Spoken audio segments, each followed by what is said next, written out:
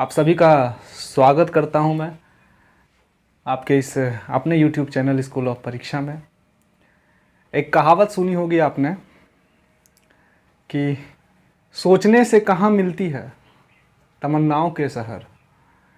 सोचने से कहाँ मिलती है तमन्नाओं के शहर, चलना भी पड़ता है मंजिलों को पाने के लिए। तो थकिए मत आप सभी लोग, तब तक नहीं थकना है जब तक क्लास 10th के रिज़ल्ट ना आ जाए। आज हम लोग क्लास 10th के हिस्ट्री को लेकर के आगे बढ़ेंगे। बहुत दिनों से वीडियो नहीं जा रहा था, इसके लिए क्षमा प्रार्थी हूँ। रीज़न ये था कि कोई डिमांड ज़्यादा दिखी नहीं मुझे, है ना, और आप लोगों के भी कमेंट उतने कुछ खास थे नहीं, तो मैंने सोचा कि क्या फिजूल में वीडियो बनाना, है ना, अपना भी समय देना होता है।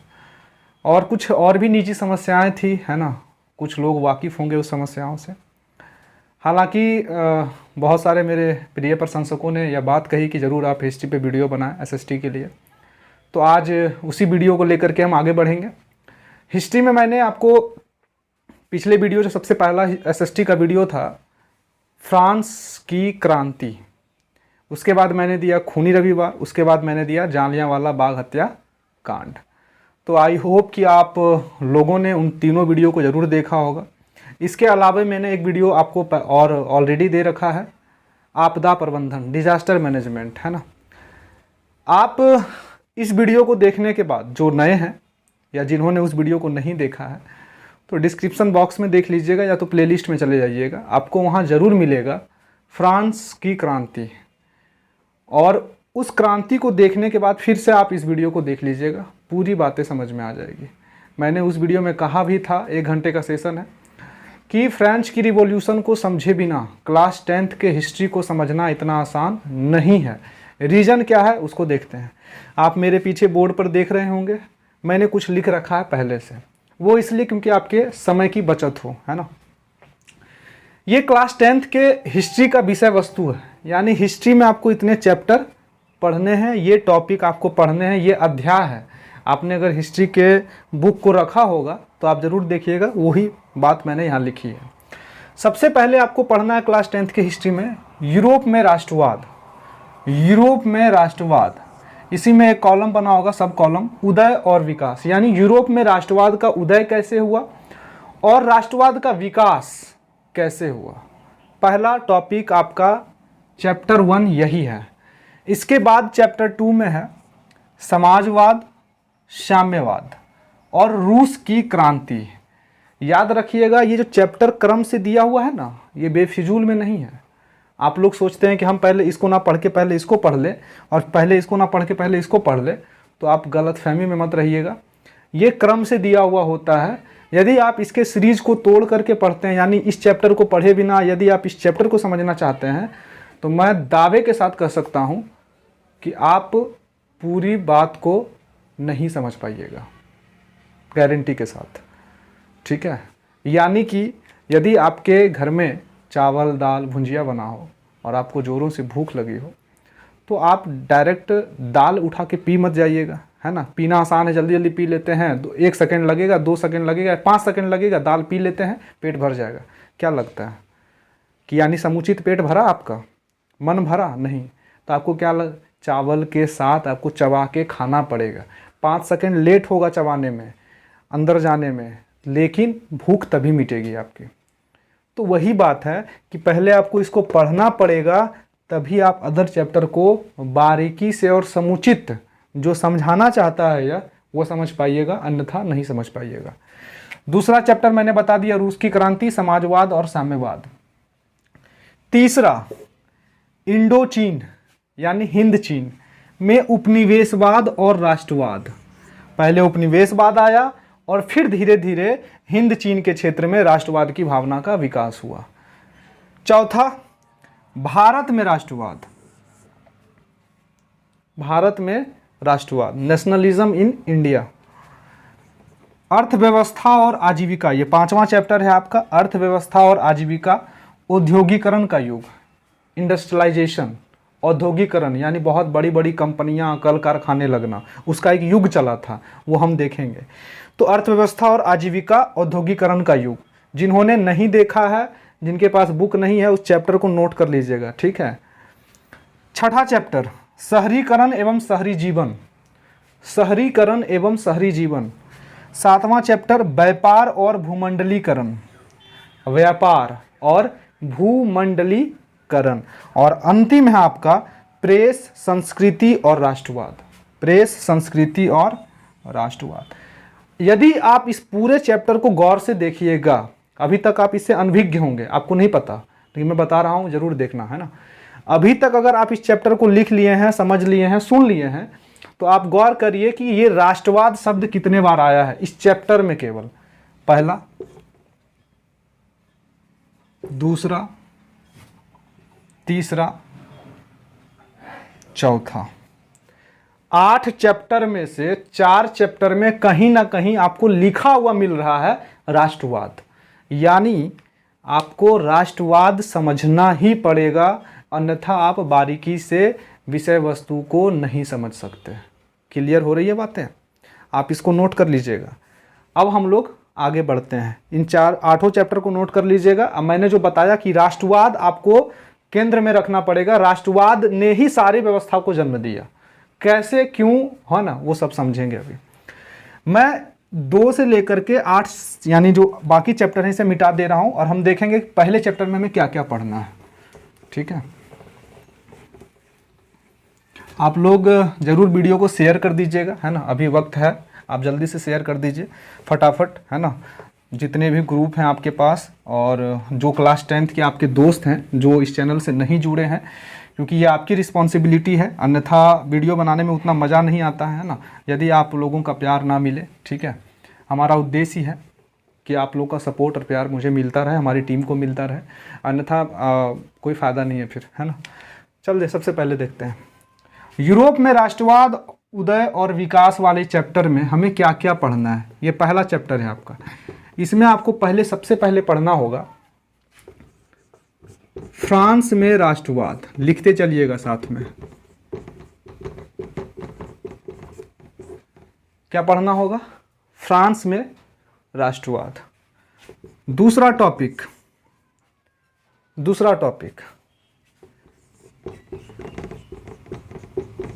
राष्ट्रवाद के विकास में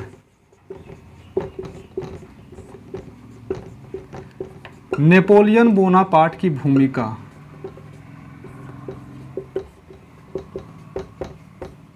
बोनापार्ट की भूमिका,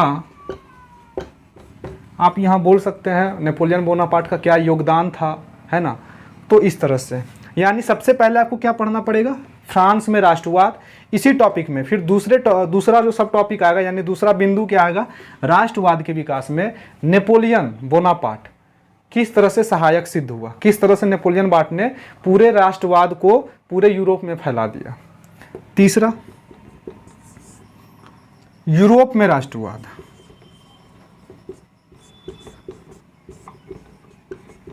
आई थिंक आप लोगों को क्लियर दिख रहा होगा, है ना, यूरोप में राष्ट्रवाद। चौथा, क्रांतियों का युग।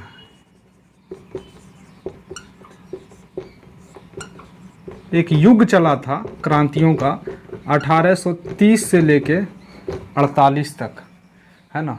बहुत सारे यहाँ विद्रोह हुए थे, बहुत सारी क्रांतियाँ हुई थी, 30 से लेकर के 48, यानी कि कुल 18 साल तक। तो वो क्यों हुआ, इसके क्या कारण थे और इसका क्या परिणाम निकला। ठीक है, क्रांतियों के क्या कारण थे और क्रांतियों के क्या परिणाम निकले, उसे भी हम लोग समझेंगे। पांचवा, इटली का एकीकरण। क्वेश्चन गेस पेपर में मिल गए होंगे आपको। और इसी में एक छठा और अंतिम है जर्मनी का एकीकरण।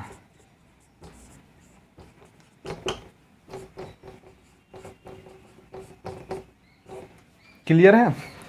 तो एक टॉपिक में हमने इसे 6 पार्ट में डिवाइड कर लिया। ठीक है, यूरोप में राष्ट्रवाद उदय और विकास के चैप्टर में हमें इन बिंदुओं के मध्य पढ़ना पड़ेगा, इन बिंदुओं को ध्यान में रखते हुए पढ़ना पड़ेगा। पहले फ्रांस में राष्ट्रवाद, उसके बाद राष्ट्रवाद के विकास में नेपोलियन बोनापार्ट की क्या भूमिका थी, उसे देखना पड़ेगा। तीसरा हमें देखना पड़ेगा यूरोप में राष्ट्रवाद, पहले कहाँ था? फ्रांस में। फ्रांस यूरोप का एक देश है छोटा सा, और फिर धीरे धीरे पूरे यूरोप में किस तरह से राष्ट्रवाद फैल गया उसे हम देखेंगे। उसके बाद देखेंगे क्रांतियों का युग। 1830 से लेकर 48 तक बहुत सारी क्रांतियां हुई है ना, विश्व के अनेक देशों में, छोटे छोटे देशों में, यूरोप में खास करके। और उसके बाद हम देखेंगे इटली का एकीकरण, जर्मनी का एकीकरण। इस टॉपिक में केवल यूरोप में राष्ट्रवाद, ये सारी घटनाएं कहाँ घट रही है? यूरोप में घट रही है। इटली कहाँ है? यूरोप में। जर्मनी कहाँ है? यूरोप में। ठीक है, यूरोप एक महाद्वीप है, 7 महाद्वीपों में से एक महाद्वीप, वो वीडियो में हमने समझा दिया था। अब देखिए, मैंने आपको पहला वीडियो क्या दिया था एसएसटी में? फ्रांस में राष्ट्रवाद दिया था, जहां मैंने पूरी घटनाक्रम को एक कहानी के माध्यम से आपको समझाया। 1 घंटे का सेशन था। यदि आप उस 1 घंटे के वीडियो को दिल से, मन से, पूरे ध्यान को केंद्रित करके देख लेते हैं, दावे के साथ कह सकता हूं कि फ्रांस में राष्ट्रवाद के कारण अगर आपसे पूछे जाए तो केवल कारण में आप 3 कारण बता सकते हैं। सामाजिक कारण क्या था, राजनीतिक कारण क्या था, धार्मिक कारण क्या था, आर्थिक कारण क्या था, ये बता सकते हैं। फिर आप बताइएगा यूरोप में राष्ट्रवाद के परिणाम क्या हुए। मैंने सारा कुछ बता दिया है उस वीडियो में। तो यदि आपने उस वीडियो को नहीं देखा है, मेरी विनती है कि आप इस वीडियो को देखने के बाद फटाक से प्लेलिस्ट में या तो फिर डिस्क्रिप्शन में जाइएगा, आपको लिंक मिलेगा, लिंक पर क्लिक करके इस वीडियो को देख लीजिएगा, नोट कर लीजिएगा। आज हम लोग जो बात करेंगे वो बात करेंगे राष्ट्रवाद के विकास में नेपोलियन बोनापार्ट की भूमिका। यानी ये पूरा टॉपिक, एक अध्याय आपका 3 से 4 वीडियो में कवर होगा कम से कम। इस वीडियो में हम लोग यूरोप में राष्ट्रवाद के विकास में नेपोलियन बोनापार्ट की भूमिका देखेंगे। एक अगला वीडियो जो आएगा उसमें यूरोप में राष्ट्रवाद को देखेंगे। अगला वीडियो जो आएगा इटली का एकीकरण, चूंकि बड़ा चैप्टर है, ये थोड़ा लगेगा समय, इसमें एक वीडियो लगेगा 10-15 मिनट, 20 मिनट जो भी हो। और जर्मनी का एकीकरण लास्ट, यानी 4 से 5 वीडियो में आपका ये कवर होगा। इससे कम में कवर मैं नहीं करना चाहूँगा। आप लोग इंसिस्ट करेंगे, प्रेशर देंगे तो मैं ज़रूर एक ही वीडियो में सारा कवर कर दूंगा, लेकिन फिर बातें आप अधूरी समझेंगे। ठीक है, आप ऐसा समझे कि आप बिल्कुल क्लास में बैठे हुए हैं। ठीक है, और क्लास आपका कितने घंटे का होता है? कम से कम मिनिमम 1.5 घंटे का, है ना। तो 1.5 घंटे आपको इसमें देना है ना। टॉपिक धीरे धीरे खत्म हो जाएगा आपका। 8 टॉपिक है, मैंने 8 टॉपिक लिखा था ना इससे पहले, वो 8 टॉपिक आपके एग्जाम से पहले खत्म मैं करूंगा, यदि आप सपोर्ट करते हैं और आपकी अगर सहमति हो तो, अन्यथा मैं फिर दूसरा काम करूंगा। ठीक है, तो देखिए अब अगला टॉपिक क्या होता है आपका, मतलब इस टॉपिक में हम लोग चलते हैं फटाफट। तो ध्यानपूर्वक देखिएगा, है ना, और जल्दी से जल्दी सब लोग जो ऑनलाइन हो सकते हैं हो जाइए, है ना। बिल्कुल भी आप लोग क्लास को मिस ना करें, और जो क्लास को मिस कर लेते हैं वो कृपया बाद में ज़रूर देख लें। ठीक है, समय निकाल करके। अभी 1-2 महीने है कि आप लोग 100% समय दे सकते हैं यूट्यूब वगैरह में। फिर आप 2 महीने के बाद क्या होगा, फिर आपको रिवाइज़ करना पड़ेगा जल्दी जल्दी में। तो आप लोग अभी फिलहाल नोट करते फटाफट चलेंगे, फिर बाद में रिवाइज़ कर लेंगे, और इसी से आप लोग अपना हैंडराइटिंग वगैरह सुधार लेंगे लिखते लिखते। ठीक है, चलिए अब हम अपने मेन टॉपिक की ओर बढ़ते हैं, और जो हमारा आज का वीडियो है इसी पे है। नेपोलियन बोनापार्ट, नाम तो आप सुने होंगे और नाम से वाकिफ़ होंगे, है ना। नेपोलियन बोनापार्ट के बारे में हमें इस वीडियो में पढ़ना है कि नेपोलियन बोनापार्ट ने किस तरह से राष्ट्रवाद की भावना में योगदान दिया। फ्रांस की क्रांति के पश्चात नेपोलियन बोनापार्ट ने, तो हम नेपोलियन बोनापार्ट का नाम सुनते हैं लेकिन उनसे परिचय हमारा अधूरा रह जाता है। यानी वो कौन थे, कैसे उनका उदय हुआ और फिर कैसे उनका अस्त हो गया, यानी कि नेपोलियन बोनापार्ट कहाँ से आ गए फ्रांस में और फिर कहाँ चले गए, है ना। क्योंकि फ्रांस की क्रांति जब हुई तो फ्रांस में राजा के शासन को उखाड़ फेंका गया, और फिर नेपोलियन बोनापार्ट ने फिर से वही राजा के प्रशासन को वहाँ शुरू कर दिया। यानी ये खुद सरकार चलाने लगते हैं फ्रांस में, फ्रांस की गद्दी पर ये खुद आसीन होते हैं, बैठते हैं राजा के गद्दी पर। तो आखिर ऐसा क्या हुआ, कहाँ थे ये जब फ्रांस में क्रांति हो रहा था, तो पूरे परिचय को समझते हैं। अगर आपने फ्रांस की क्रांति को नहीं देखा है तो मेरा मानना है कि आपको 30% समझ में आएगा, 50% बातें समझ में नहीं आएंगी। बने रहिए वीडियो के साथ। नेपोलियन एक महान योद्धा, नेपोलियन का नाम जैसे भी लिया जाता है ना हमारे बीच में, आपके बीच में, तो जब आप इससे सचमुच वाकिफ़ हो जाइएगा इनके असलियत से, तो आपका ये रूह जो होता है ना वो थोड़ा खड़ा हो जाता है, कांप जाता है। आप एक बार सोचने के लिए मजबूर हो जाते हैं हम किसका नाम ले रहे हैं। जी हाँ, एक महान योद्धा नेपोलियन बोनापार्ट। जिस तरह से सिकंदर ने विश्व को जीतने का एक इरादा बनाया था, उसी तरह से नेपोलियन बोनापार्ट आधुनिक समाज में, आधुनिक समय में, है ना, इन्होंने विश्व को जीतने का एक योजना बनाई थी और काफ़ी जीत भी चुके थे ये नेपोलियन। पढ़ते हैं इनके बारे में। 15 अगस्त 1769 को इनका जन्म हुआ एक आइलैंड पे। अब आइलैंड क्या होता है? आइलैंड होता है समुद्र के या जो पानी होती है आसपास, पानी के बीच में नहीं होता है छोटा सा द्वीप, यानी पानी के बीच में एक टापू जो होता है। तो बहुत सारे ऐसे कंट्री हैं जो टापू पे बसे हुए हैं। तो एक आइलैंड पे हुआ था 15 अगस्त 1769 को। किनका जन्म? नेपोलियन बोनापार्ट का। आप फिगर देख रहे होंगे नेपोलियन बोनापार्ट का, दिमाग में बैठाते चलिएगा कि नेपोलियन बोनापार्ट कैसे दिखते थे और इनका जन्म कब हुआ। 15 अगस्त के दिन। किस दिन? अभी हाल ही में आपने 15 अगस्त को सेलिब्रेट किया है तो याद रहेगा 15 अगस्त। और चूंकि फ्रांस की क्रांति 1789 में हुई थी तो इनका जन्म 89 से पहले 1769 में हुआ था। ठीक है। इनके पिता का नाम था कार्लो बोनापार्ट। कार्लो बोनापार्ट नाम था इनका नेपोलियन। ठीक है, किनका? नेपोलियन का। बोनापार्ट इनका सरनेम था। क्लियर हो रहा है? बोनापार्ट क्या था? सरनेम था। इसीलिए इनका पूरा नाम क्या हो जाएगा? नेपोलियन बोनापार्ट, क्योंकि इनके पिता का नाम था कार्लो बोनापार्ट, जो पेशे से एक क्या थे? वकील थे। पेशे से क्या थे? एक वकील थे। इनकी माता का नाम था लेटिजा रोमालिना बोनापार्ट। अब बोनापार्ट चूंकि पिता से इनकी शादी होगी तो सरनेम चेंज हो ही जाता है लड़कियों का, आपको पता ही होगा। तो लेटिजा रोमालिना जो कि इटली की थी, ये आप थोड़ा सा समझ में रखिएगा कि जो इनकी माता थी, किनके? नेपोलियन की जो माता थी वो कहाँ की थी? इटली की थी। यानी नेपोलियन के नानी घर, नेपोलियन का ननिहाल कहाँ हो जाएगा? इटली। और इनके पिता कहाँ थे? फ्रांस में। दोनों दो कंट्री है यूरोप के अंदर। इनकी पूरी शिक्षा दीक्षा फ्रेंच भाषा में हुई और कहाँ कंप्लीट हुई? फ्रांस से हुई। अब फ्रांस में फ्रेंच भाषा ही बोला जाता है तो इसलिए फ्रेंच में हुई। ठीक है। इटली में इनकी भाषा पढ़ाई लिखाई नहीं हुई थी। क्लियर है? 1785 में इन्होंने फ्रेंच मिलिट्री एकेडमी से अपना ग्रेजुएशन कंप्लीट किया। आप सभी भी आने वाले 3 साल के बाद ग्रेजुएशन में चले जाइएगा। आप लोग इस बार 10th दीजिएगा, अगले 2 साल आप इंटरमीडिएट में रहिएगा, फिर ग्रेजुएशन में। तो इन्होंने जो कंप्लीट करी अपनी ग्रेजुएशन वो फ्रेंच मिलिट्री एकेडमी, यानी फ्रांस में एक मिलिट्री एकेडमी था जहां से इन्होंने अपनी ग्रेजुएशन कंप्लीट करी। यानी जब मिलिट्री एकेडमी से ग्रेजुएशन कंप्लीट हुई थी, यानी कहाँ शामिल होंगे? सेना में ये शामिल होंगे। तो सेना में कमांडर के पद पर ये नियुक्त हुए, आसीन हुए कमांडर के पद पे, यानी अच्छा पोस्ट था इनका। क्यों?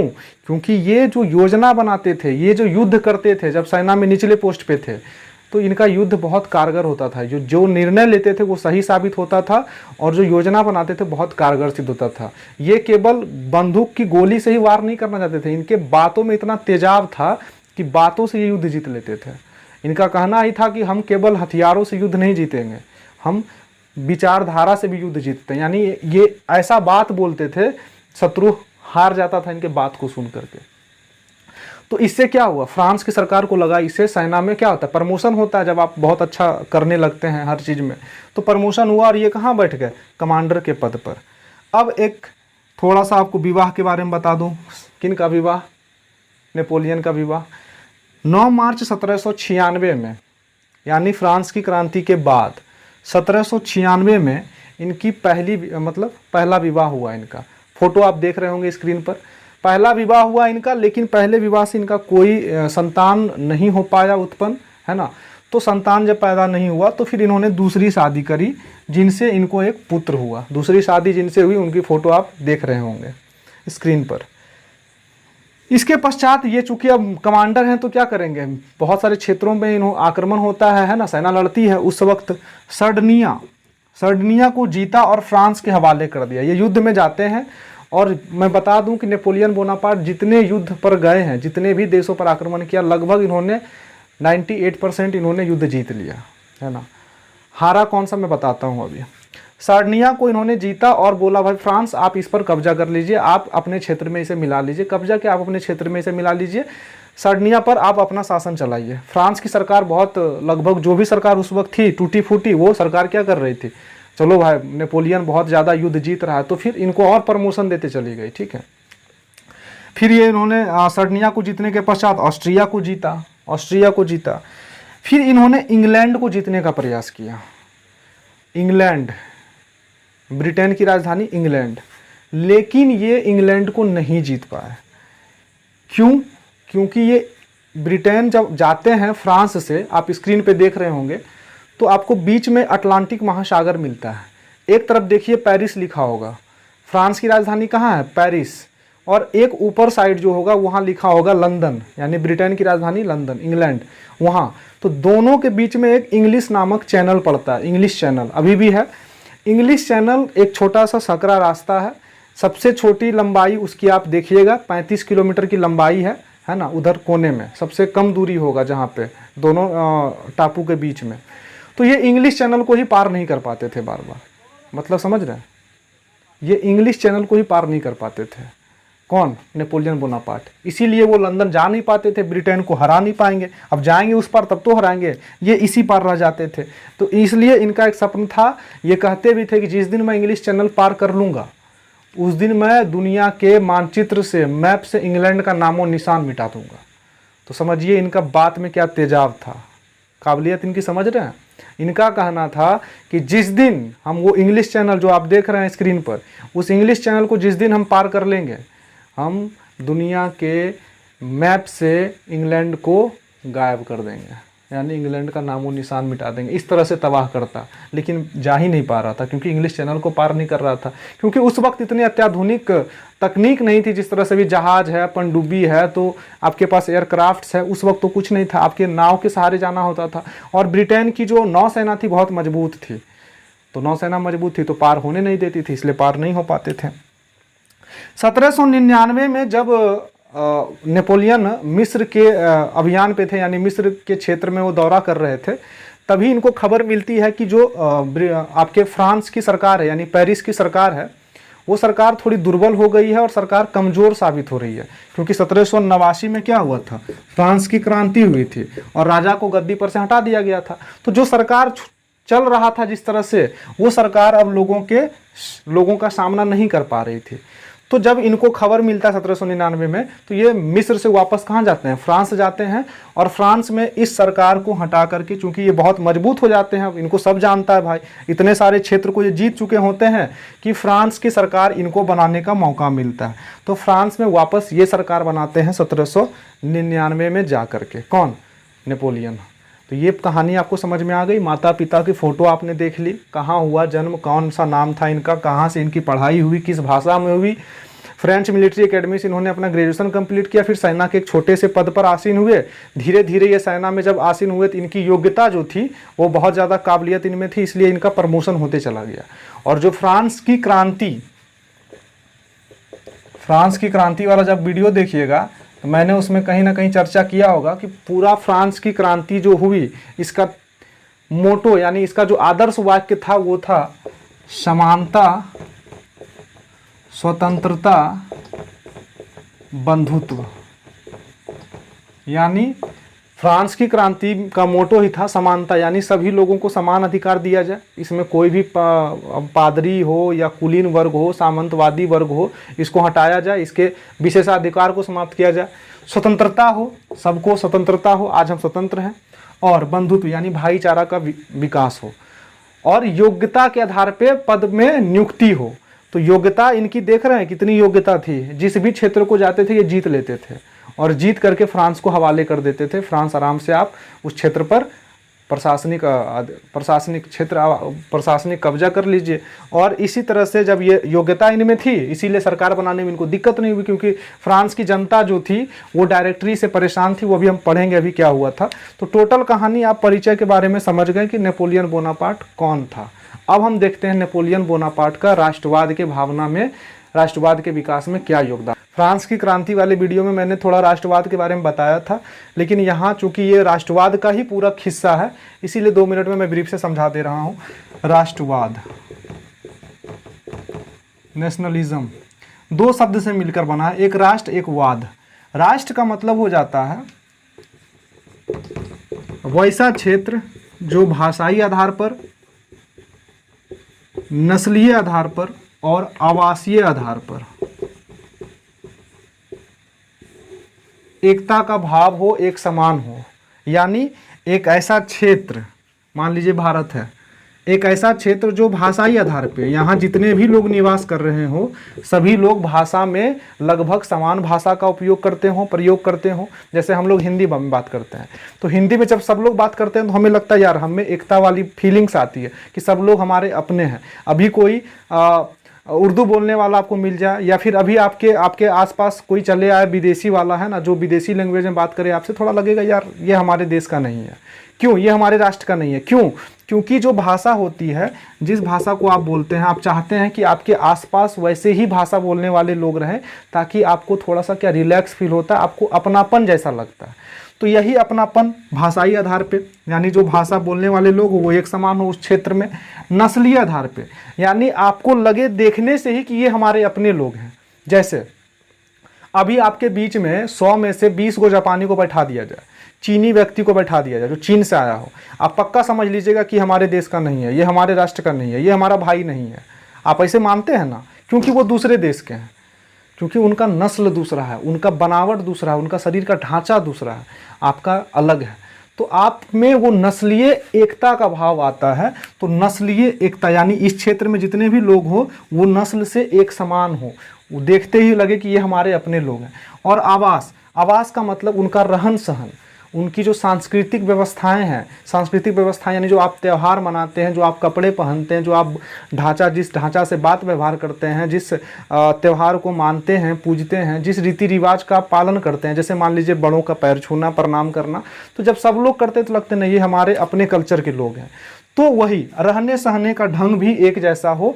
इन पूरे क्षेत्र को क्या कहा जाएगा? एक राष्ट्र की घोषणा कर दी जाती है कि यही एक राष्ट्र है। अब आप बोलिएगा भारत में तो एक जैसा भाषा बोलने वाला लोग है नहीं, क्योंकि भारत में हिंदी, उर्दू, गुजराती, पंजाबी है ना, उड़िया, तमिल, तेलुगु, कन्नड़, बहुत सारी भाषा बोली जाती है। तो लेकिन हमारी एक भाषा है राष्ट्रभाषा, क्या? हिंदी। तो इसीलिए हमारी एक राष्ट्रभाषा कम से कम है, यानी देश में एक फेमस भाषा है जो है हिंदी। इसके बाद नस्लीय आधार पे आप बता ही दिए, नस्लीय आधार पे हमको लगता है हम सभी भारतीय एक समान है। जहाँ भी चले जाओ, खास करके बिहारी लोग जहाँ भी चल जाएगा, अपने रहने सहन से हमको दिख जाता है कि हमारा भाई है। क्यों? क्योंकि हम लोग अपने ही स्वर्ग में रहते हैं, दुनिया से हमको कोनो मतलब नहीं है।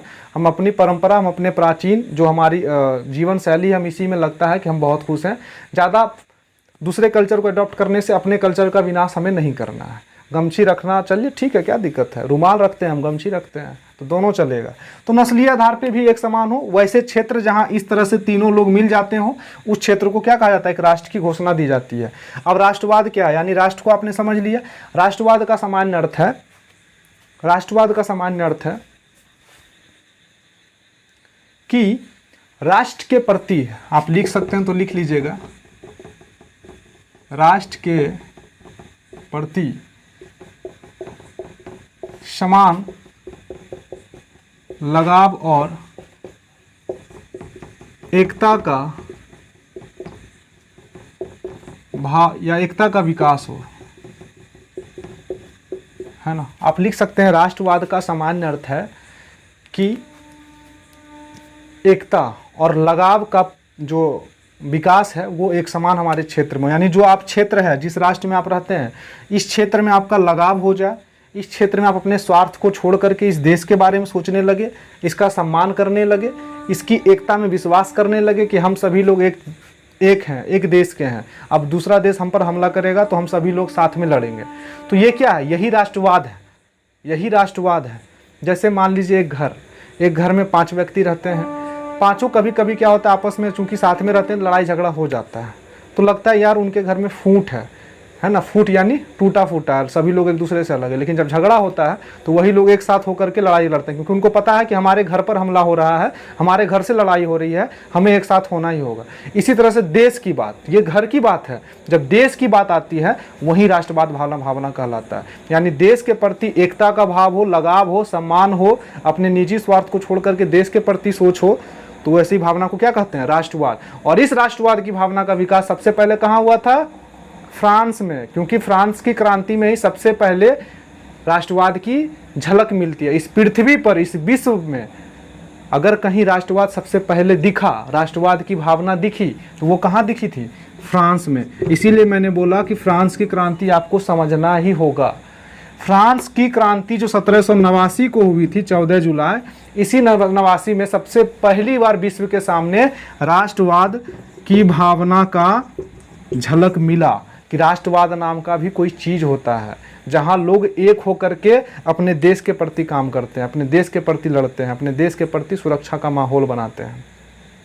उसके बाद फिर धीरे धीरे ये फ्रांस से, चूंकि फ्रांस यूरोप का हिस्सा है, और फिर धीरे धीरे फ्रांस से पूरा यूरोप में फैला, जिसमें योगदान किसका है? नेपोलियन बोनापार्ट का। कैसे, वो अब देखेंगे। क्लियर समझ में आ रही है बातें? नहीं समझ में आ रही है तो फिर इससे ज़्यादा मैं क्या कर सकता हूँ, बहुत देर हो रहा है समझाने में, देख रहे हैं वीडियो लंबा चलता है। पिछले बार जब मुझे बोर्ड की क्लासेस लेने के लिए मिला था वक्त, तो मेरे पास 3 दिन मिला था, 3 से 4 दिन फिक्स नहीं था, 1-2 दिन इसी तरह से। आपको SST खत्म करना है, SST खत्म होगा 2 दिनों में? मुझे तो नहीं लगता, सपनों में मैं भी खत्म नहीं कर सकता, है ना।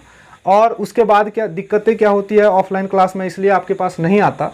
रीज़न ये है कि चूँकि 15-20 मिनट के बाद माहौल ही बनता है पढ़ाने का। आपके पास मैं गया और क्लास में 5-10 मिनट आपसे बातचीत हुई, फिर धीरे धीरे टॉपिक पर आया। टॉपिक पर आते आते जब मेन टॉपिक पर जब आया, तब तक क्लास के बाहर दूसरे क्लास वाले आके खड़े हैं कि जल्दी से क्लास खाली हो, बैठें। तो इस तरह से एक प्रेशर होता है, या जल्दी से हटाओ जल्दी से हटाओ। तो 1-1.5 घंटे का क्लास बहुत मुश्किल होता है, SST हो या जब आप विषय की आपकी विषय में पकड़ हो और आप विषय को पढ़ाना चाहते हैं, तो आप फिर 1 दिन में 2 दिन में नहीं, फिर आपको लंबा क्लास लेना पड़ेगा। तो वो समय पिछले बार मुझे नहीं मिला था, इसी वजह से मैं क्लास नहीं ले पाया। इसलिए आपके YouTube पे मैं हूँ, ताकि आप यहाँ से बहुत अच्छे तरीके से सीख पाएँ। यहाँ तो कोई पाबंदी नहीं, आप 1.5 घंटे बैठिए मेरे साथ, क्या दिक्कत है। MB तो होगा ही, 360 करके देखिए, लेकिन पूरी बात को समझिए। तो ये समझ में आई राष्ट्रवाद क्या है। अब हम चलेंगे यूरोप में राष्ट्रवाद या राष्ट्रवाद के विकास में नेपोलियन का योगदान। ठीक है, अपने मेन टॉपिक को, यानी राष्ट्रवाद के प्रसार में नेपोलियन की भूमिका क्या थी, आइए समझते हैं। मैंने बताया था 1789 में फ्रांस की क्रांति हुई, और फ्रांस की क्रांति के पश्चात वहाँ का शासन डायरेक्टरी के शासन में संचालित होने लगा।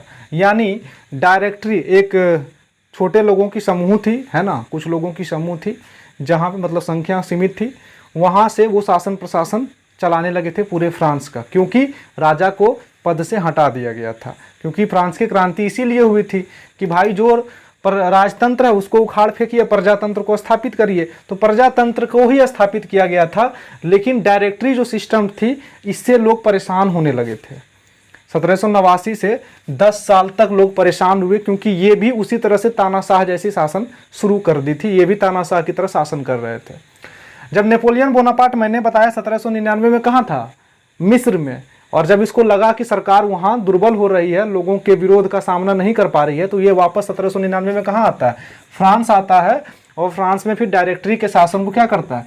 समाप्त करता है, और स्वयं की सरकार स्थापित करता है, क्योंकि ये इतना पावरफुल हो जाता है सेना में कि यह शासन को मतलब गद्दी पर ये बैठ सकता है। अभी आप हाल ही में देख लीजिए, म्यांमार में क्या हुआ था? तख्ता पलट हो गया। वहाँ की सेना ने, वहाँ की जो प्रधानमंत्री थे, राष्ट्रपति थे, उनको पद से वहाँ उनको क्या किया? क्या कहता है उसको? किडनैप, है ना, उनको बंद किया और गद्दी पर काबिज हो गए।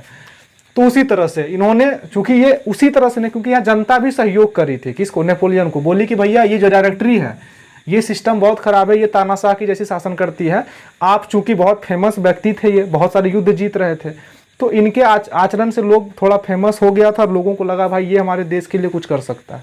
तो इन्होंने आमंत्रित किया कि भैया आप शासन संभालिए। तो ये गद्दी पर बैठते हैं। 1804 में फ्रांस का सम्राट बनता है कौन? Napoleon Bonaparte. 1799 में डायरेक्टरी के शासन को समाप्त कर देते हैं, और 5 साल के बाद 1804 में अपने आप को फ्रांस का सम्राट घोषित करते हैं। एक कहानी है यहाँ पर कि जब ये फ्रांस का सम्राट बने, यानी राज की गद्दी पर बैठे, फ्रांस की गद्दी पर, तब जब जो पोप होते हैं, पादरी होते हैं, यानी जैसे हमारे यहाँ मंदिरों के जो हेड होते हैं, उसी तरह वहाँ से चर्च के जो हेड होते थे, वो आते हैं राजमुकुट पहनाने के लिए। लेकिन कहावत है, पता नहीं कितना सही है, मुझे नहीं पता, कि नेपोलियन उन्हें रोक देता है और बोलता है कि आपको किसने अधिकार दिया मुझे ये मुकुट पहनाने का?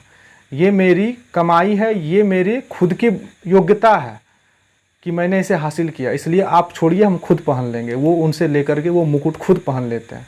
लोगों को और अच्छा लगता है कि नहीं, ये है जो अमीर वर्ग को ये मतलब सभी लोगों को समान करेंगे, ऐसा लोगों को लगता है।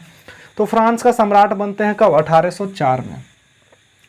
आपको पता है कि मैंने बताया भी कि बहुत सारे ये युद्ध करते हैं, बहुत सारे क्षेत्र को जीतते हैं, जिसमें ऑस्ट्रिया को जीत लेते हैं, सिडनिया को जीत लेते हैं, है ना।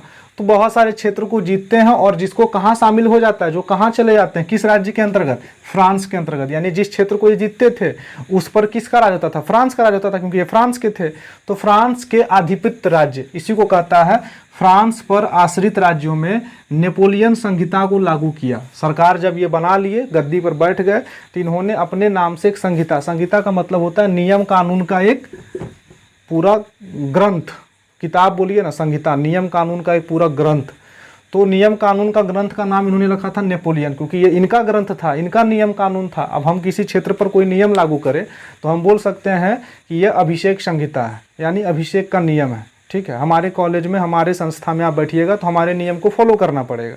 तो ये हमारा नियम है, ये हमारी संहिता है। उसी तरह से नेपोलियन संहिता को लागू किया। किन क्षेत्रों में? जिन क्षेत्रों को नेपोलियन ने जीता था जब वो कमांडर के पद पर था, सेना में कमांडर के पद पर था। ऑस्ट्रिया को जीता, सिडनिया को जीता, बहुत सारे क्षेत्र को इन्होंने जीता। तो वहां पर नेपोलियन संहिता लागू कर दिया। अब नेपोलियन संहिता लागू करने के साथ साथ उसमें क्या क्या था देखिए। सबसे पहले इस संहिता में था, नियम कानून में, कि जो जन्मजात विशेषाधिकार लोगों को मिला हुआ था, किसमें? फ्रांस के समाज के लोगों को। आपको पता है विशेषाधिकार क्या होता है? जन्मजात, कि जन्म से ही, जैसे राजा का बेटा राजा होगा चाहे कितना अयोग्य हो जाए, तो ये जन्मजात विशेषाधिकार है। चाहे वो कितना भी अयोग्य हो, लेकिन उसका विशेषाधिकार जन्म से ही है कि वह राजा बनेगा। तो इस विशेषाधिकार को समाप्त किया गया ताकि समाज में क्या हो? समानता आए। और समाज में समानता आएगी तो क्या होगा? राष्ट्रवाद की भावना पनपेगी। दूसरा, इन्होंने कानून के समक्ष समानता के भाव को लागू किया कि कानून के समक्ष सभी लोग समान होंगे। अभी और उस वक्त भी क्या होता था? अभी तो खैर वही है, यही है कानून के समक्ष समानता किताबों में, है ना। क्योंकि आपको पता है गरीब लोगों को जस्टिस मिलना बहुत मुश्किल है आज के डेट में, है ना। कानून के समक्ष समानता यानी कि जो भी व्यक्ति होंगे, चाहे समाज में कितने अमीर हों, गरीब हों, है ना, किसी भी वर्ग के हों, वो सभी कानून के समक्ष समान होंगे। यानी कानून सबके लिए एक समान होगा, किसी के लिए कोई कानून अपना नहीं, किसी के लिए कोई पराया नहीं।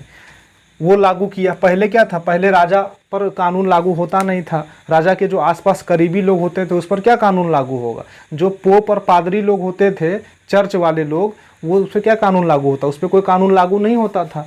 लेकिन इन्होंने संहिता जो लागू करी नेपोलियन ने अपने क्षेत्रों पर, तो वहाँ क्या था? कानून के समक्ष समानता था। यानी फ्रांस में ये व्यवस्था लागू हो गई थी। कोई विशेषाधिकार किसी को नहीं मिलेगा, सबको समान अधिकार दिया जाएगा, जितनी भी जनता होगी। कानून के समक्ष समानता मिलेगा सबको। वैसी संस्थाएं स्थापित करते हैं जैसी फ्रांस में थी। यानी जिस क्षेत्र को ये जीत लेते हैं उस क्षेत्र में वैसी ही संस्था स्थापित करते हैं, वैसे ही नियम कानून लागू करते हैं जिस तरह से ये खुद अपने फ्रांस में लागू करते हैं।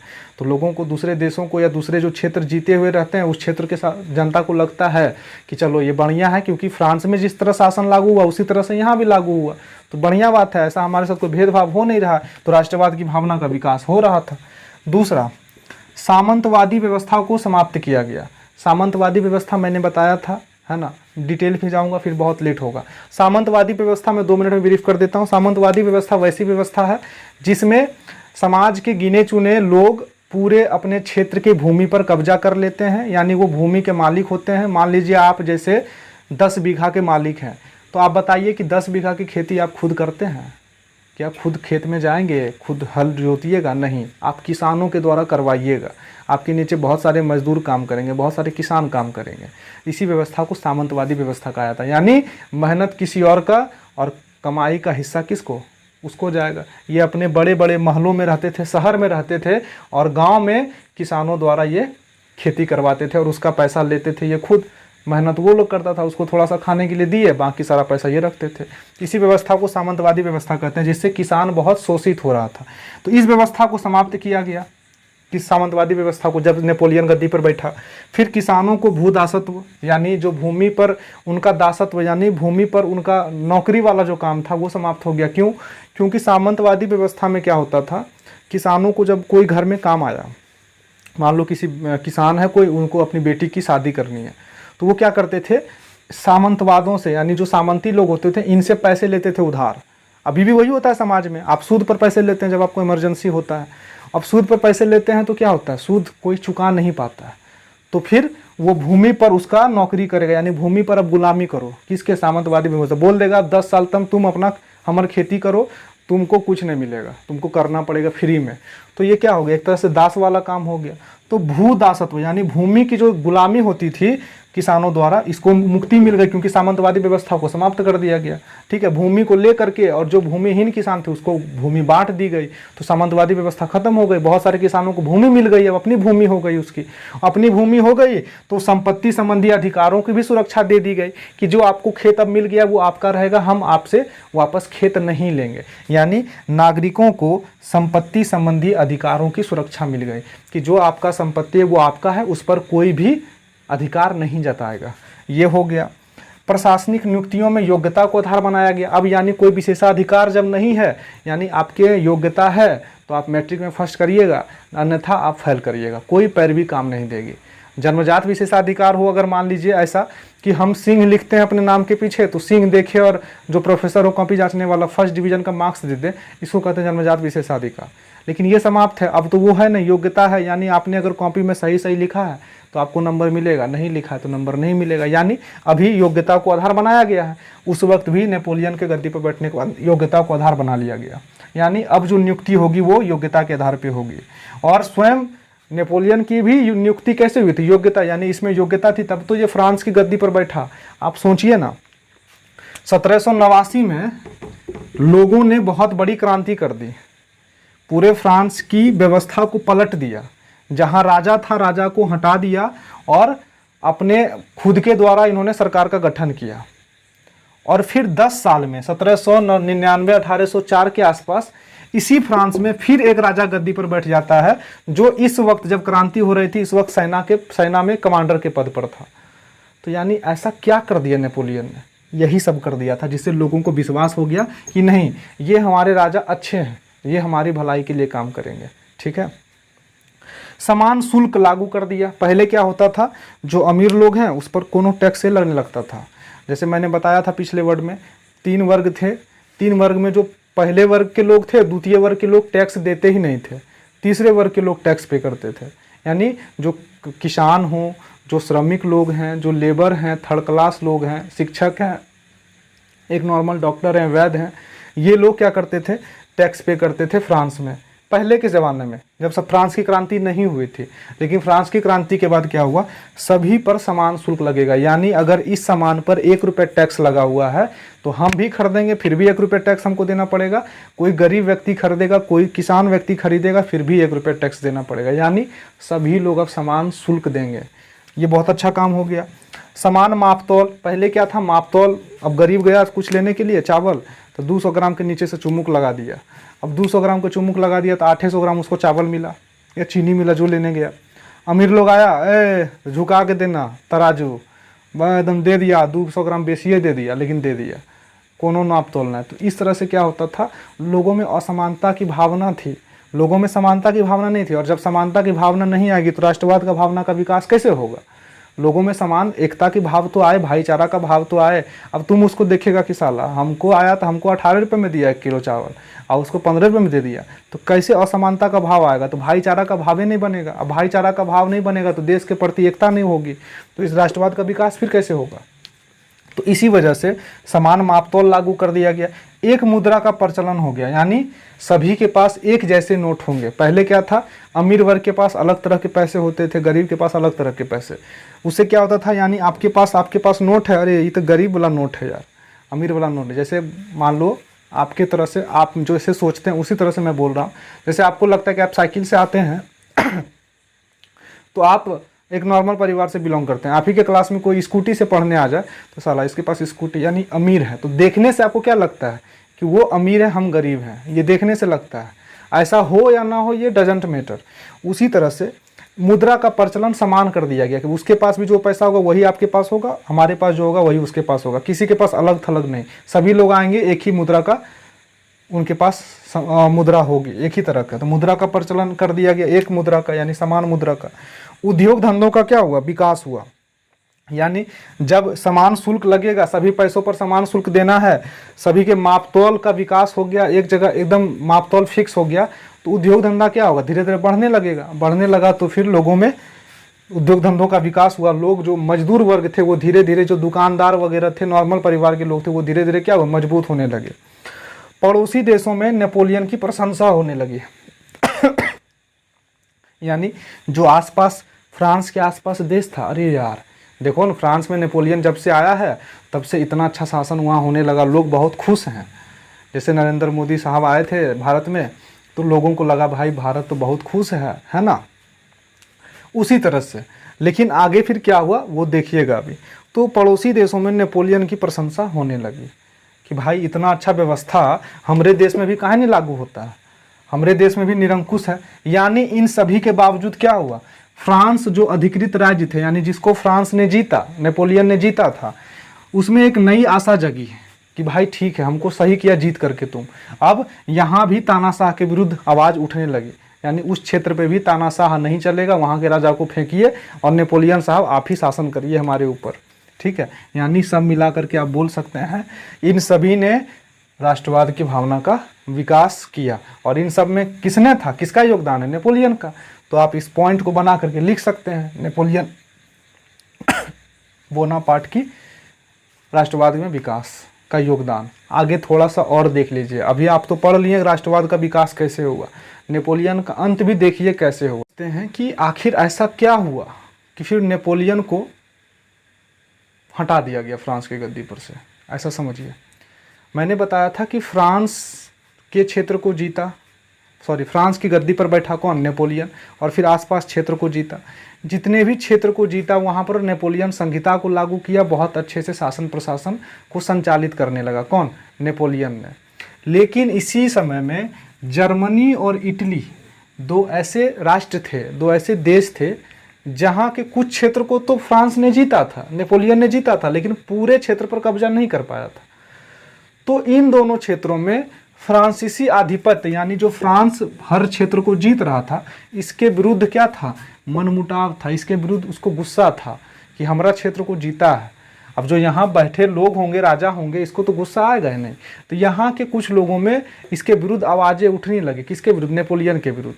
लेकिन समय का इंतजार करना था इन लोगों को। हुआ क्या देखिए, यानी विरुद्ध होने लगे, असंतोष की भावना बढ़ने लगी। कहाँ, जर्मनी और इटली में। 1812 में, समझिएगा गौर से, 1812 में नेपोलियन कहाँ चला, रसिया पर आक्रमण करने। कहाँ, रसिया पर, रूस पर आक्रमण करने नेपोलियन चला।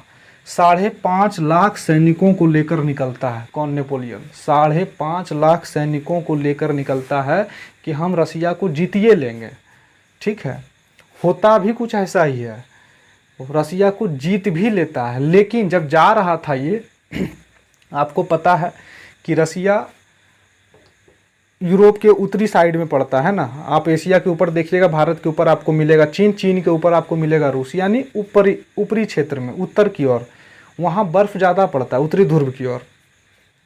बर्फीली क्षेत्र में जब इसकी सेना जा रही थी तो बहुत सारे इसके सैनिक मर गए, है ना। अब ठंड से बच नहीं पाएंगे बहुत सारे, क्योंकि ये लोग गर्मी वाले थे। अब ठंडा में चले जाएं, आप भी चले जाइएगा तो क्या होता है, वेदर प्रॉब्लम होता है, तबीयत खराब होती है, और फिर उचित इलाज नहीं हो पाया तो फिर क्या होती है, मृत्यु हो जाती है। वही हुआ इसके साथ। जब ये रसिया पर आक्रमण करने के लिए 5.5 लाख सैनिकों के साथ आगे बढ़े तो बीच में जब ठंड की मौसम आई तो जाने में समय लगता है ना, 4-5 महीने समय लगता है जाने में।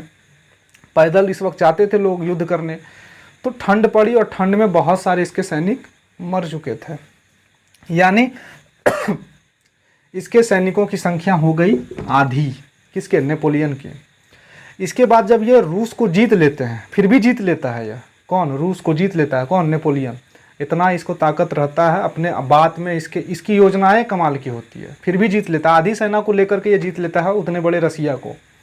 इसके बाद जब ये रूस की राजधानी मॉस्को पहुंचता है, ठीक है, तो वहाँ पे जो अनाज का भंडार का रूम था वहाँ पर आग कोई लगा देता है। अब आग कोई लगा देता है या युद्ध में ही लग जाती है, ये कहना मुश्किल है, इतिहासकार ही समझे। लेकिन कहा जाता है कि जब वो पहुँचे मॉस्को, कौन, नेपोलियन, उसकी राजधानी, रूस की राजधानी पर, तो वहाँ खाने पीने के अभाव था, खाने पीने के सामानों का अभाव था, जिसके कारण ये वहाँ नहीं रह पा रहे थे। इसकी सेना को दिक्कतें होने लगी खाने पीने में। तो अब सोचे कि अब क्या किया जाए, वापस चला जाए। अब खाना पीना मिलवे नहीं करेगा, अनाज मिलवे नहीं करेगा, तो वहाँ कैसे रहेगा। 5.5 लाख में 2 लाख सैनिक मरा, फिर भी 3.5 लाख सैनिक है, तो कैसे रहेगा। तो सैनिकों को वापस लेकर के ये निकलने की सोचते हैं, लेकिन फिर ठंड आ जाती है। और ठंड आती है तो इनको पता चल जाता है कि ठंड में हमारा 2 लाख सैनिक पहले ही मर गया, अब फिर निकलेंगे फिर सैनिक मर जाएगा, फिर रुक जाते हैं। लेकिन फिर भी ठंड के दिनों में इनकी सेना बहुत सारी मर जाती है भूख के कारण से। यानी जब ये नेपोलियन रसिया पर से वापस फ्रांस आते हैं, तब इनकी सेना में केवल 1 लाख सैनिक बचते हैं। 5.5 लाख सैनिक लेके गया, रसिया पर आक्रमण किया, जीत भी लिया, लेकिन वापस आते आते 1 लाख सैनिक इसके साथ रहता है, सारा सैनिक मर गया। तो सोचिए इसकी सेना कितनी आधी हो गई। ये क्या हो गया अब क्या हो गया, अब ये तो फिर वही, मतलब अब ये जीत नहीं पाएगा, अब इस पर सब हावी हो जाएगा। 1 लाख इसके पास सैनिक है, यानी अब ये दुर्बल हो गया, कमज़ोर हो गया। इसी का फ़ायदा उठाता है जर्मनी, इटली, रसिया, ब्रिटेन, ऑस्ट्रिया। चूँकि ऑस्ट्रिया को भी जीता था नेपोलियन ने, यानी जितने भी जीते हुए क्षेत्र थे वहाँ जो युद्ध करना चाहते थे, इसी मौके का इंतजार कर रहे थे। जब इसकी सेना आधी हो गई, तब इस सबको लगा कि फिर भी अकेले को युद्ध नहीं किया, ये लोग सभी एक गांठ बांध लिया। ब्रिटेन, रसिया, परसा, ऑस्ट्रिया सब लोग एक हो गया, एक हो करके हमला किया। यानी ये जानता था कि हम अकेले जीत नहीं सकते नेपोलियन से। 1 लाख सैनिक की वो अकेलो रहेगा तो जीत ना पाएंगे, उसको पूरा सेना लेके जाएंगे फिर भी। तो ये लोग क्या किया, अपना पूरा ग्रुप बना लिया कि अभी 1 लाख सैनिक उसके पास है, वो भी सेना क्या है, हारी थकी हुई है, अनाज नहीं है सही से, चल तो अब इसी टाइम युद्ध करना चाहिए। तभी 18 जून 1815 को वाटरलू का युद्ध हुआ। ये युद्ध पूछा जाएगा आपसे, कब हुआ वाटरलू का युद्ध, 18 जून 1815 को। 12 में रसिया पर आक्रमण किया, यही सबसे बड़ी नेपोलियन की गलती हो गई। आक्रमण किया तभी ना सेना में संख्या कम गई, क्योंकि वहाँ मर गए बहुत सारे सैनिक। और वाटरलू का युद्ध कब हुआ, 18 जून 1815 को। इसमें एक तरफ था फ्रांस, कौन था, फ्रांस, और दूसरे तरफ ब्रिटेन, रसिया, प्रसा, ऑस्ट्रिया, इन 4-5 देशों का एक गुट था। 1 लाख सैनिक बचल है नेपोलियन के पास, तो कौन हारेगा, फ्रांस हार गया, नेपोलियन हार गया, नेपोलियन की पराजय हो जाती है और ये सभी देश जीत जाता है, क्योंकि ये लोग एकजुट होकर के हमला करता है, सेना भी उसके पास कम रहती है। नेपोलियन की पराजय हो जाती है। इसके पश्चात नेपोलियन को कैद कर लिया जाता है और कैद करके सेंट हेलेना नामक आइलैंड पे रखा जाता है। सेंट हेलेना नामक आइलैंड पे कैद करके नेपोलियन को रखा जाता है, जहां 6 वर्ष के पश्चात 5 मई 1821 को 51 वर्ष की उम्र में मृत्यु हो जाती है। किसकी, नेपोलियन की, 6 वर्ष के पश्चात। लेकिन कहा जाता है कि इसकी मृत्यु के पीछे बहुत सारे कारण थे। जैसे कहा जाता है कि इसके पेट में कैंसर हो गया था, लेकिन बहुत सारे इतिहासकार कहते हैं कि इसको जहर देके मार दिया गया था। अब क्या था हकीकत, ये मुझे भी नहीं पता।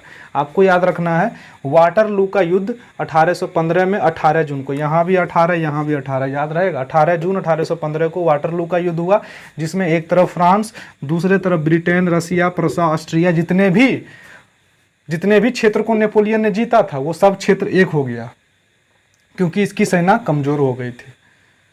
और फिर ये सब मिलकर के हमला किया फ्रांस की सरकार पर, यानी नेपोलियन पर। फ्रांस हारा, नेपोलियन को कब्जा कैद करके रखा गया, कहाँ, सेंट हेलेना नामक आइलैंड पे, जहाँ उसकी मृत्यु 51 वर्ष की उम्र में 1821 में हो गई। 6 वर्ष के पश्चात 1815 में कैद हुआ, तो 6 वर्ष का 1821 होगा ना, 15×6=21। अब ये लोग क्या किया, जो जीता, यानी जो लोग सब लोग गठन बनाया था, ये लोग मिलकर के एक मीटिंग का आयोजन किया 1815 में ही। 1815 में जिस वर्ष ये युद्ध जीता, वाटरलू का युद्ध, इसी वर्ष इन्होंने एक मीटिंग का आयोजन किया, जिसको क्या कहा जाता है, वियना सम्मेलन। याद है कुछ, या इसी को वियना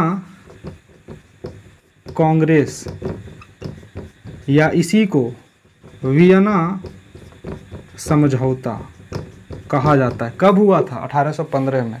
वियना यानी ऑस्ट्रिया की राजधानी वियना में, ऑस्ट्रिया की राजधानी कहाँ है, वियना में मीटिंग का आयोजन किया गया। सब देश अपना अपना प्रतिनिधि भेजा, जो जीता भाई खुश हो गया, चलो आज पार्टी सार्टी करेंगे। कहाँ करेंगे, ऑस्ट्रिया की राजधानी वियना में। तो वियना सम्मेलन इसी को कहा गया, क्योंकि वियना में यह सम्मेलन हुआ, वियना में एक समझौता हुआ, वियना में एक पार्टी हुई। इस पार्टी की अध्यक्षता करता है ऑस्ट्रिया का चांसलर जो होता है। चांसलर यानी कि जैसे हमारे यहाँ भारत में प्रधानमंत्री राष्ट्रपति है ना, उस वक्त वहाँ ऑस्ट्रिया जो देश था वहाँ पे चांसलर हुआ करते थे। ऑस्ट्रिया के चांसलर मेटरनिक ने, आप नीचे तस्वीर देख रहे होंगे स्क्रीन पर, यही है मेटरनिक साहब। मेटरनिक इसकी अध्यक्षता करता है और खूब खुशी मनाता है कि चलो एक और महान योद्धा का हमने अंत कर दिया, हम लोग अपने अपने राज करेंगे अपना अपना। चूंकि देखिए मेटरनिक व्यवस्था क्या था, यानी मेटरनिक का क्या सोच था, ये सभी देश का सोच था कि नेपोलियन जितना क्षेत्र को जीता है और जितना नियम कानून में बदलाव किया सबको समाप्त कर दिया जाए। यानी जो पुरातन व्यवस्था थी, जो राजा वाली व्यवस्था थी, उसको स्थापित करो। यानी वही पोप, वही पादरी, वही जन्मजात विशेषाधिकार, वही सामंतवादी व्यवस्था को फिर से स्थापित करो और फिर से जनता को हटाओ, जनता को फिर से शोषण करो, जनता का फिर से शोषण करो। ये पुरातन व्यवस्था के प्रबल समर्थक थे और ये सारे देश चाहते थे कि हम नेपोलियन द्वारा जितने भी नियम कानून बनाए गए, जिस भी क्षेत्र को जीता गया, वो सब समाप्त कर दिया जाए और पहले वाली व्यवस्था को फिर से लागू कर दिया, यानी फिर से राजा और प्रजा की व्यवस्था लागू कर दी जाए। हुआ भी यही, फिर से व्यवस्था लागू हो गई। तो आगे वाले वीडियो में आप पढ़िएगा मेटरनिक युग और इसके बाद आप पढ़िएगा यूरोप में राष्ट्रवाद, ठीक है। फिर जल्दी हम लोग पढ़ेंगे जर्मनी का एकीकरण और इटली का एकीकरण, ठीक है। तो आई होप वीडियो अच्छा लगा हो। माफ़ करना थोड़ा लंबा सेशन होगा 1-1.5 घंटे का, लेकिन बातें तो समझ में आ गई होगी कि किस तरह से। अब देखो इसको हम परिभाषा के रूप में आपको लिखा नहीं सकते, ठीक है, समझना ही होगा। आपको समझ लीजिएगा तो 4 लाइन लिख सकते हैं, रटना नहीं है। सबका आंसर अब जब आप समझ के लिखिएगा सबका आंसर अलग होगा, नहीं तो आप विश्वास करिए जिस टेस्ट में बैठिएगा आप लोग सब लोग अपना अपना आंसर अलग लिखिए, खाली रटने का प्रयास ना करें। तो आई होप कि फ्रांस की क्रांति के वीडियो को देखने के बाद जब इस वीडियो को आप देखते हैं पूरी घटना समझ में आ जाती है कि किस तरह से पहली बार राष्ट्रवाद की भावना फ्रांस में पनपी और फिर किस तरह से नेपोलियन ने फ्रांस की गद्दी पर बैठ करके आसपास के इलाकों में राष्ट्रवाद की भावना को बढ़ाया, फैलाया, है ना, उसका विकास किया। और फिर अंत में 1815 में वाटरलू के युद्ध में नेपोलियन की पराजय हो जाती है और नेपोलियन को कैद कर लिया जाता है। फिर नेपोलियन का अंत हो जाता है और फिर नेपोलियन के अंत के साथ मेटरनिक युग का प्रारंभ होता है, यानी नेपोलियन युग अंत और मेटरनिक युग शुरू। मेटरनिक जो आप नीचे फोटो देख चुके हैं। तो शुभ रात्रि, जय हिंद, जय भारत, ठीक है। अगले वीडियो जो चाहिए आप लोग जरूर कमेंट कीजिएगा, है ना। धन्यवाद।